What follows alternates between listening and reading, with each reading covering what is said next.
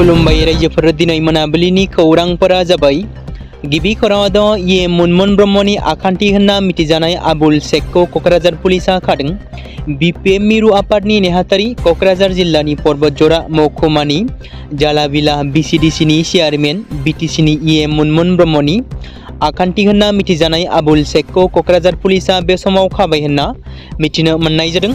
मख'जाथावदि पर्बतजरा महकुमानि महामाया हाग्रा ओनसोलाव बेसेन गोसा साल बिफां दाननाय जाथायजों लोब्बा थानायनि दायाव पुलिसा बृहस्पतिबारनि मोनायाव आबुल शेखखौ खायो।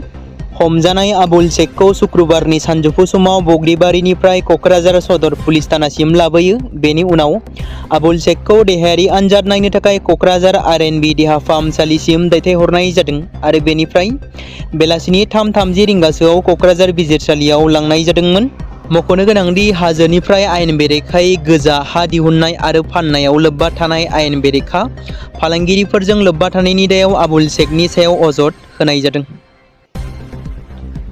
जुन दानाव रेशन कार्ड बाहायगिरिया मोननाय नङा दालि, सिनि आरो संख्रि। बीपीएल नखरनि सुबुंफोरनि थाखाय बे समाव गाज्रि खौरां।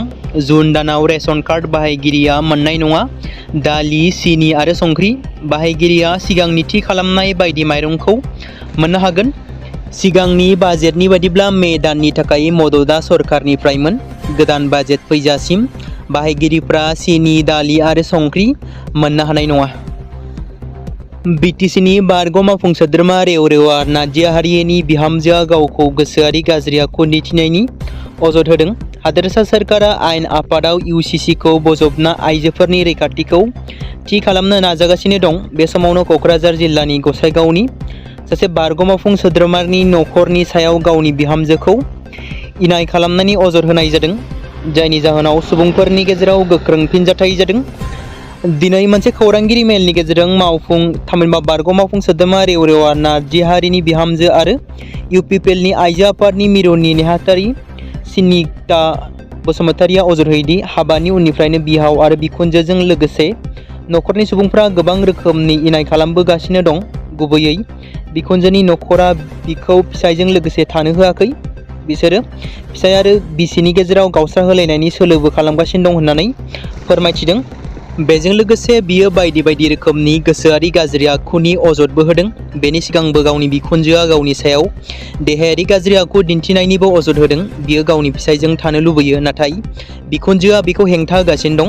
बिनि थाखायनो बिथाङा दिनै न्याय मोननांगौनि जोहै मोनसे खौरांगिरि मेलनि गेजेरजों गोसोआरि दुखु मोननाय फोरमायो।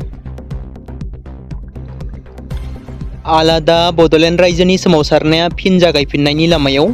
बनसुनि खावलायनायाव आलादा बड'लेण्ड रायजोनि दाबिनि थाखाय फिन सोमावसारफिननायनि आयदायाव बावैसो सान सिगां क'क्राझारनि बड'लेण्ड गेस्ट हाउसआव मोनसे मेहेरगोनां जथुम जानानै थाङो। जथुमाव बाहागो लादों सिमुलार स्टेट क'अर्डिनेशन कमिटिनि मिरु गाहाय कनभेनर सन्जय तुलुं, लोगोसे बनसुनि आफादगिरि बनजित मनजिल बसुमतारी, बड'लेण्ड जनजाति सुरक्षा मन्चनि मावफुं आफादगिरि दावराव देख्रेब नार्जारी आरो बारग' एनडिबिनि दैदेनगिरिफोर, अल बिटिएडि गावबुरा एस'सिएशननि आफादगिरि आरो गोबां आफादफोरा बाहागो लादोंमोन, जेराव फिन आरोबाव बड'लेण्ड सोमावसारनायनि आयदा जानानै फैदों।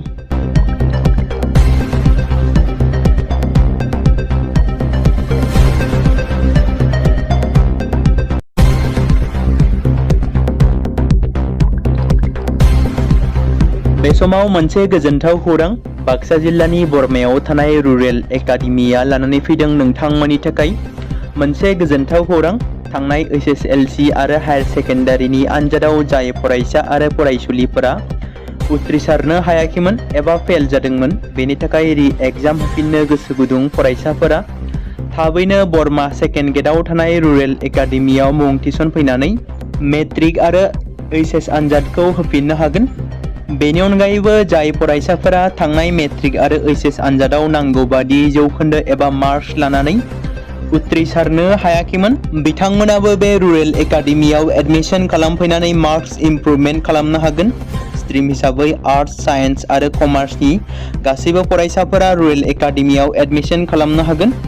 बेनि थाखाय थाबैनो 8761903455 नङाब्ला 87203585 जानबुं नम्बराव जगाजग खालामहरनो हागोन।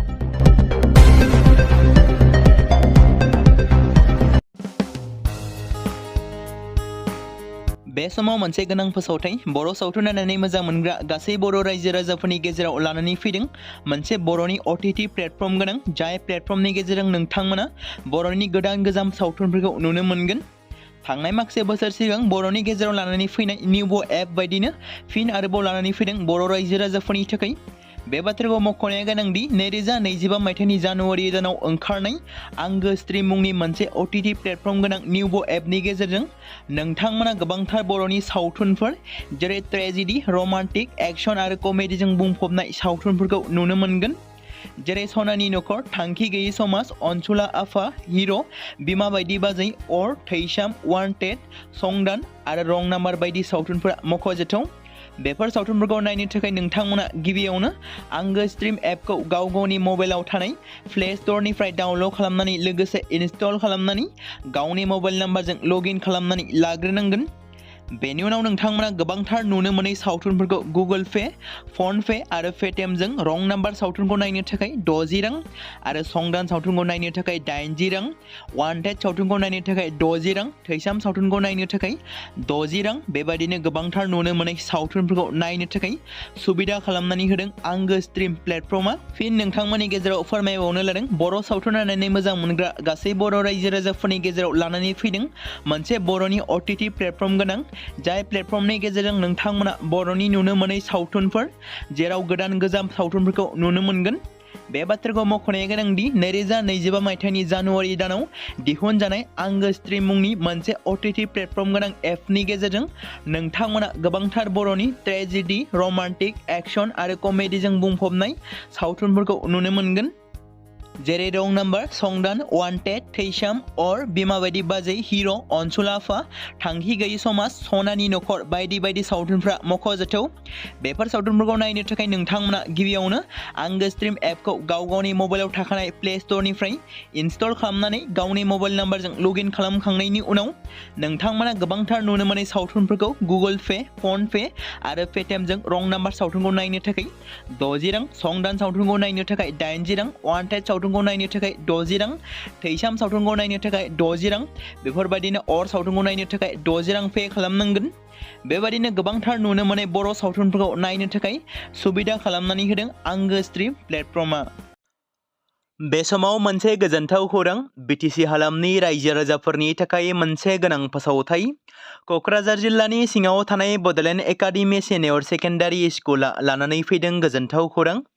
बड'लेण्ड एकाडेमि सिनियर सेकेन्डारि स्कुला 2026 आरो 2027 सोलोंथाइ बोसोरनि थाखाय लानानै फैदों नार्सारिनिफ्राय लानानै थाखो 9 सिम फरायसा आरो फरायसुलिफोरनि गुन गोनां सोलोंथाइनि थाखाय खम बेसेनावनो गोदानै मुं थिसननायनि खाबुखौ होगासिनो दं।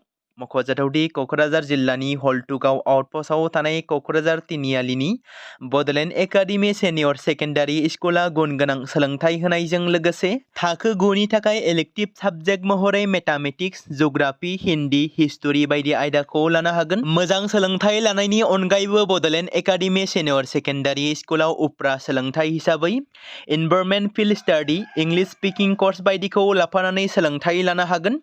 बेनि अनगायैबो गोजान लामा हान्थिनानै फरायग्रा फरायसा फरायसुलिफोरनि थाखाय आलादायै मोजां हस्टेलाव थानानै फरायनो हानायनि खाबुफोर होनाय जादों। बेनि थाखाय नोंथांमोना आबुङै मिथिबावनो थाखाय एबा थोंजोङै फोनांजाब खालामहर 9101 488 399 जानबुं नम्बराव।